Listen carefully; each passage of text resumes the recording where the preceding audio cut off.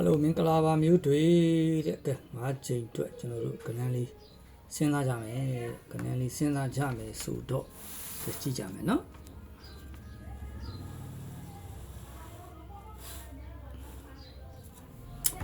စပြီးကြည့်ကြမယ်ဆိုတော့ကျွန်တော်တို့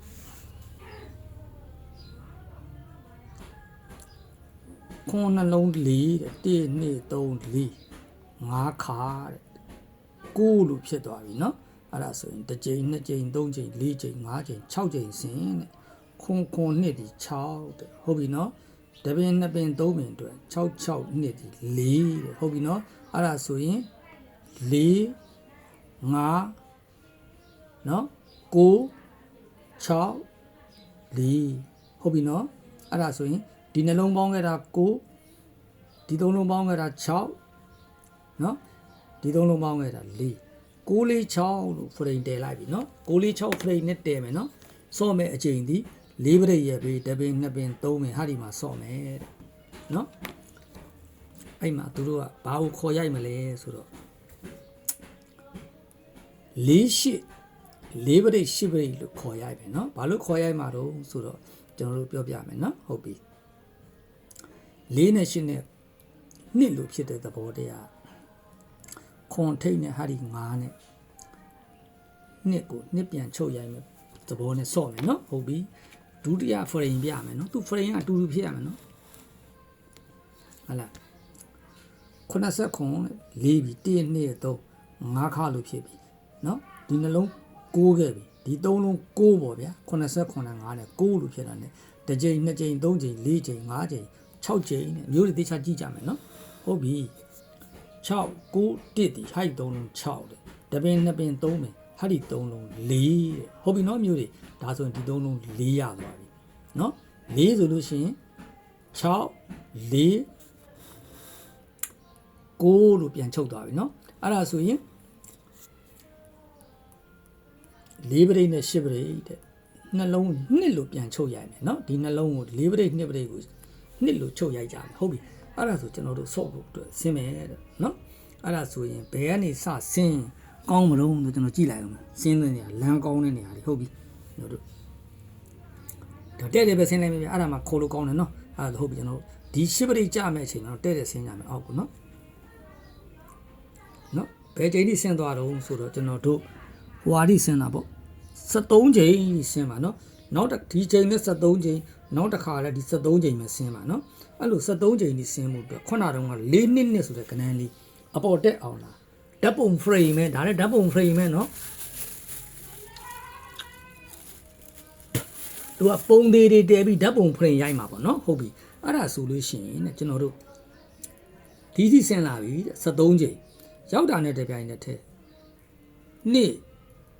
8 3ဟာဒီ3လုံး3လုံးဖြစ်တာ ਨੇ နော်တစ်ကြိမ်နှစ်ကြိမ်3ကြိမ်4ကြိမ်မှာဟာဒီ3ကြောင်ရှည်နှလုံးရှည်ဟုတ်ပြီနော်ဒီမှာရှည်နှလုံးရှစ်တဲပြီနော်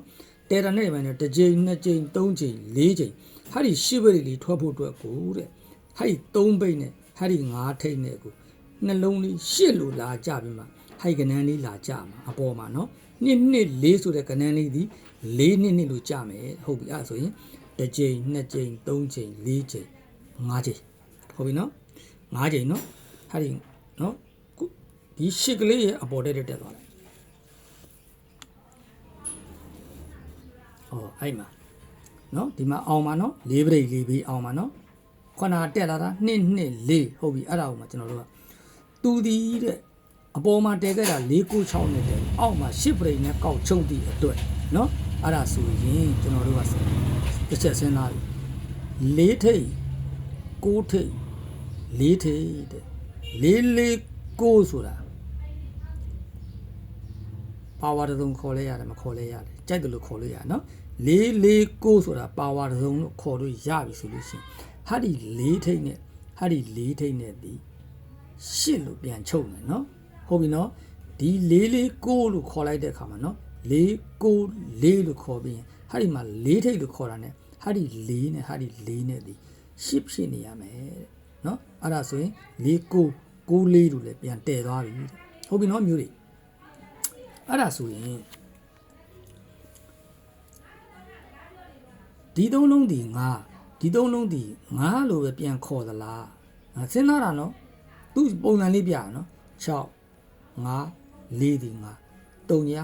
3နှစ်ဒီ5ဟိုမှာတပေါက်သေးမရိုက်ပဲအဲ့လိုအပူးလေးမျိုးအာထိုးခြင်းလို့တဲကနန်းတပေါက်သေးကြံတာလေးကိုအရန်ထိုးအောင်ဟုတ်ပြီနော်မျိုးတွေအဲ့ဒါဆိုရင်ကျွန်တော်တို့ကဲဒုတိယဖိုင်ကြည့်ကြမယ်တဲ့နော်သူ့ရဲ့ပုံသေး frame ဒီ989ရှည်တွေဒီသုံးလုံးဒီ6ဒီသုံးလုံးဒီ4လို့တဲပြီးဒီနှစ်ကိုတဲတဲ့ဆင်သူ့ဘေးကိုတောင်းမယ်နော်ဒီကနေဆင်းလိုက်မယ်တဲ့ခုနအကျိန်နဲ့ဒီအကျိန်နဲ့အတူတူပဲเนาะရောက်ပြီเนาะဟုတ်ပြီအဲ့လိုရောက်ပြီဆိုတဲ့အချိန်မှာတဲ့ကျွန်တော်တို့ကကနန်းနေတဲပေးတာဟလာ9ထိပ်9ခါ9ထိပ်ဟလာဟုတ်ပါဘူးပြောလိုက်ရင်စောက်တလွဲကြီးပဲ9ပိတ်9ခါ9ထိပ်ဟလာ4ပိတ်4ခါကနန်းနေတဲပြီးသားเนาะဒီအချိန်မှာ73ပရိအောင်ညင်တာဒီအချိန်မှာ73ပရိအောင်ညင်တာအောင်မကြောင်းနေလာပြီเนาะအဲ့ဒါဆိုဟုတ်ပြီမျိုးကြီးခုနကတော့ဒီလို3လုံး3ခဲ့ပြီเนาะအဲ့ဒါဆိုရင်သူ့ဘေးမှာနှစ်3 8ဆိုတာဟိုက်3လို့ဖြစ်တာ ਨੇ เนาะကြည့်မယ်เนาะတစ်ကြိမ်နှစ်ကြိမ်သုံးကြိမ်လေးကြိမ်8လို့ဖြစ်ပြီเนาะ8လို့ဖြစ်ပြီးမှတစ်ကြိမ်နှစ်ကြိမ်သုံးကြိမ်မှာပရိ8ဆိုတဲ့ကဏ္ဍလေးရှိနေရမှာဟုတ်ပြီเนาะဒီမှာလဲ8လို့ဖြစ်ပြီးမှတစ်ကြိမ်နှစ်ကြိမ်သုံးကြိမ်လေးကြိမ်မှာဟိုက်မှာเนาะပရိ8ကလေးဟိုက်8ကအောင်ကဏ္ဍဟာဒီ8ကအောင်ကဏ္ဍအဲ့ဒီအောင်ကဏ္ဍ8လို့ပြောတဲ့အချိန်မှာ9ထိပ်တဲ့3ဘိတ်တဲ့ဟဲ့လိုလေး8တဲ့နှစ်ခုလေးနော်ဟဲ့လိုလေး8နေမှာဟိုက်ကဏ္ဍလေး8မှန်မှာရမှာဒီမှာလဲ8ရှိရမယ်ဟာဒီ3လုံးလဲ3ဖြစ်နေရမယ်ဟုတ်ပြီမျိုးတွေကြည့်မယ်ဟာဒီ3လုံးဒီ3 2 8ဒီ3အဲ့ဒီအောက်ကို4ပင်ဆင်းရှည်နှလုံး8ဟုတ်ပြီနော်တပင်2ပင်3ပင်4ပင်3 2နှစ်ဒီပရိ8ဖြစ်သည့်အတွက်ဒီ8ကိုထိုးဖို့အတွက်3ဘိတ်တဲ့9ထိပ်တဲ့ဒီလိုလေး8ပြီးမှဒီကဏ္ဍလေးကိုစော့မှာ3နှစ်ဆိုတဲ့ကဏ္ဍလေးသူမှလည်း2 4ဒါကကဏ္ဍအရွှေ့ဖရိန်နေရိုက်တာနော်သူ့ဖရိန်နဲ့သူငြိမ်အောင်တိမ်မှရိုက်မှာနော်ဟုတ်ပြီအဲ့ဒါဆိုရင်ကျွန်တော်အပေါ်တက်ကြမယ်ဟုတ်ပြီနော်တက်လာ3 နှစ်အာမယ်လို့ဒီမှာရေးထားတာဒါပေမဲ့အာမာကတစ်ကြောင်းမအာပဲထိုးမှာတစ်ကြောင်းနှစ်ကြောင်းပြဟုတ်ပြီနော်ကျွန်တော်တို့အဲ့ဒါကြည့်ကြအဲ့ဒါဆိုရင်3883လို့တဲမလားဟုတ်တယ်နော်ဒီမှာ4994လို့တဲပြီဟုတ်ပြီအဲ့ဆိုရင်ဒီမှာ3883လို့တဲမယ်3ထိပ်တဲလိုက်ပြီဟာဒီ3နဲ့ဟာဒီ5နဲ့ကိုကွာရှည်သူ့ရဲ့8ကိုအလုံးလုံးပြီနော်အဲ့ဒါဆိုရင်ကြည့်နော်4994လို့တဲပြီးရင်သူ့စခဲ့တဲ့ကွာရှစ်ကိုကွာရှစ်လို့တည်လိုက်ပြီเนาะဟုတ်ပြီအဲ့ဒါဆိုရင်ကျွန်တော်တို့ဒီမှာ3ထိပ်ရပြီတဲ့เนาะဓာတ်ပုံဆိုတော့3ထိပ်ရဆိုတော့မျိုးတွေထိုးမှာကတော့3ကိုအပိတ်ပို့လို့ရှိရင်2ခါထည့်မယ်เนาะကျွန်တော်အကျန်းရေးပြမယ်စာရွက်ကလည်းအကျန်းရေးတရားကိုမရှိဘူးဖြစ်နေပြီ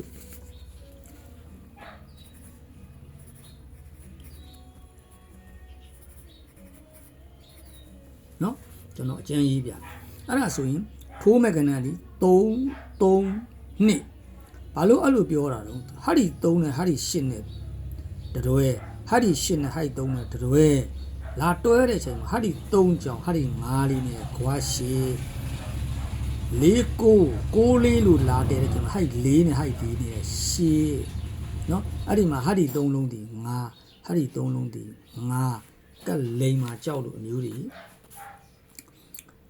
9ထိပ်10ထိပ်နှစ်ထိပ်လို့တည်ရရင်ဟာဒီ3လုံးဒီ5ဟုတ်ပြီနော်မျိုးတွေနှစ်ထိပ်နဲ့5မယ်အဲ့ဒါဆိုရင်6 3ဆိုလို့ရှိရင်ဟာဒီ3လုံးဒီ5ဟုတ်ပြီနော်အဲ့ဒါဆိုရင်မျိုးတွေ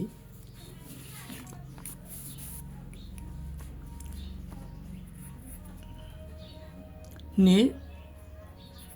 3နော်သူဒီဖရိန်ဒီ3ထိပ်နဲ့တည်မယ်ဆိုရင်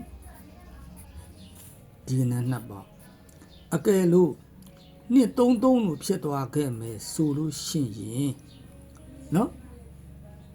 ဒီနှစ်ကွက်ကိုစဉ်းစားလိုက်တော့မယ်33နှစ်ကိုစဉ်းစားမယ်နှစ်33ကိုစဉ်းစားမယ်3နှစ်3ကိုအရန်ထိုးမယ်မထိုးရင်လည်းညီညာထိုးလို့ရတယ်သူက တက်ပုံမွေးကနန်းဖြစ်နေအာကနန်းဖြစ်လို့နော်မျိုးဟုတ်ပြီအဲ့ဒါစဉ်းစားကြည့်လေဒီမှာ9ထိပ်ဒီမှာ10ထိပ်နည်းနည်းချက်လိုက်ပါ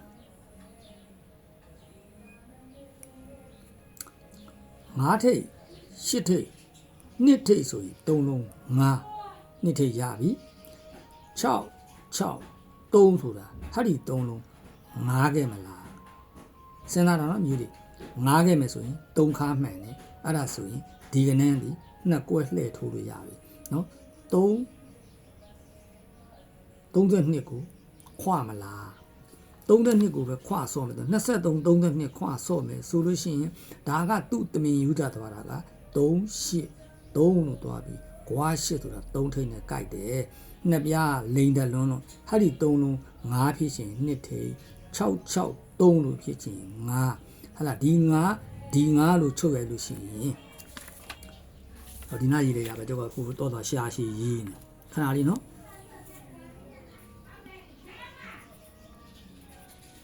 နော်3 2နဲ့2 3အဲ့တော့အပူပါမျိုးတွေရဲ့တကွက်ကလေးကျင်ခဲ့တာတော့မထူးပါဘူးမဟုတ်ဘူးလားအကယ်၍ဗျာနော်ဟိုကျွန်တော်တို့မပြောကောင်းဆိုကောင်း3နှစ်3တို့ထော့တာကျွန်တော်ကပက်လက်လန်မှာလကားနေနော်နှစ်ပြားမာယာများတယ်3ပြားလည်းများပါတယ်အကုန်မာယာများတယ်3လုံးကတော့နော်ကဲမင်္ဂလာပါမျိုးတွေတဲ့နော်အဲ့တော့မထူးပါဘူးအမျိုးတွေရဲ့နော်အဲ့ထဲမှာနောက်တစ်ခါကျွန်တော်တို့ကျန်နာလေးနဲ့ချုပ်ပြီးရိုက်ကြတာပေါ့မဟုတ်လားအဲ့တော့မထူးပါဘူးဒီကနန်းမှာရိုက်လိုက်ပါတော့အမျိုးတွေရနော်ဟောပေါ့နော်3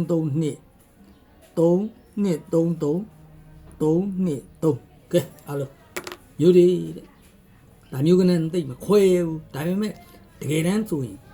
3ထိပ်ကိုဥသားပိတ်မယ်ဆိုရင်3ထိပ်ကိုဥသားပိတ်ဒီနှစ်ကွက်ပဲထိုးရမှာနော်3 2နဲ့3 2 3ပဲထိုးရမှာဟာဒီကောင်ညက်သွားတဲ့သဘောကတခြားလဲအမျိုးတွေပြန်စဉ်းစားမှရမှာနော်ဟာဆိုရင်6 5 4ဟာဒီ3လုံး5ဟာဒီ3လုံး5တစ်ချက်စဉ်းစားမယ်နော်ဒီ3ညကြောင်းညာ9သလားတစ်ချက်စဉ်းစားပြီနော်ဒီမှာတော့မရှိဘူးမျိုးစဉ်းစားလို့ရတယ်ဟုတ်ပြီအဲ့ဒါဆိုကျွန်တော်တလက်စတယ်ဟာဒီ frame ပေါ်ကနေကျွန်တော်ဒီကနန်းတစ်ခုပြလိုက်မယ်နော်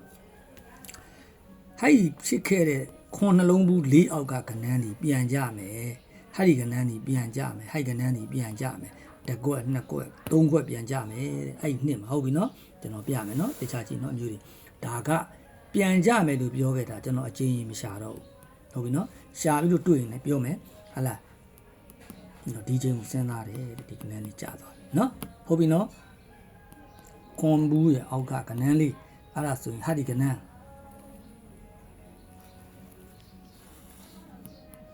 ကြားတယ်နော်အဲ့မှာ13လုံး3ညအကြောင်းမို့ဒီ3ညထောက်ကြမလားတစ်ချက်စဉ်းစားထားတယ်ဟုတ်ပြီနော်ဒီမှာအဲ့ဒါဆိုရင်ခွန်ဘူးအောက်က900တဲ့နှစ်6နှစ်9ခွန်နှစ်ဟာဒီ3ခွက်ပြန်ကြမယ်လို့ပြောတာအဲ့ဒီအချိန်မှာကျွန်တော်ဒီကနန်းပြန်ကြရှိတယ်ဒီကနန်းပြန်ကြရှိတယ်ဒီကနန်းပြန်ကြရှိတယ်အဲ့တော့ကျွန်တော်3ခွက်လုံးကျွန်တော်ကြိုက်တယ်ဗျာကျွန်တော်900ကိုဒီချိန်မှာဖမ်းထားတယ်သူ့တောက်တူဖမ်းတယ်ဟိုက်ကနန်းမရှိတာ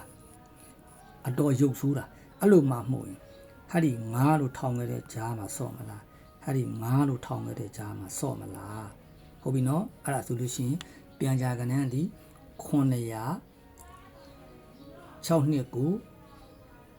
9ခွန်နှစ်ကျွန်တော်ကနန်းပြောင်းမြန်ခေါ်လို့ကျွန်တော်စဉ်းစားပြောနေတခါလေကျုပ်က900တောင်ကျုပ်က3 3ခွန်ခေါ်တာကျုပ်ကပြောင်းမြန်ခေါ်တာအဲ့အချင်းကလည်းပြောက်ဘူးမပြောက်တာအခုချိန်ဒီကဲအားလုံးမင်္ဂလာပါအမျိုးတွေနော်ကဲအဲ့တော့အမျိုးတွေတဲ့ဒီ3ခွက်ကလေးတော့အမျိုးတွေစဉ်းစားလိုက်တော့နော်3နှစ်3နဲ့နှစ်3နဲ့3နှစ်ကျွန်တော်ဒီဘွဲမှာ10ပရိတ်ပဲတည်တယ်နော်ခွန်ပရိတ်တင်မှု10ပရိတ်တည်တာဒီမှာကျွန်တော်ခွန်3ညတက်ဆိုရင်လည်းတည်ထားသေးတယ်နော်ဟုတ်ပြီအဲ့ဒါဆိုလို့ရှိရင်အမျိုးတွေကြည့်ကြပြီးစဉ်းစားကြမယ်နော်ကဲအားလုံးမင်္ဂလာပါဗျာဒါ5ချိန်အတွက်ကဲမင်္ဂလာအပေါင်းနဲ့ပြည့်စုံပြီးအောင်မြင်ကြပါစေ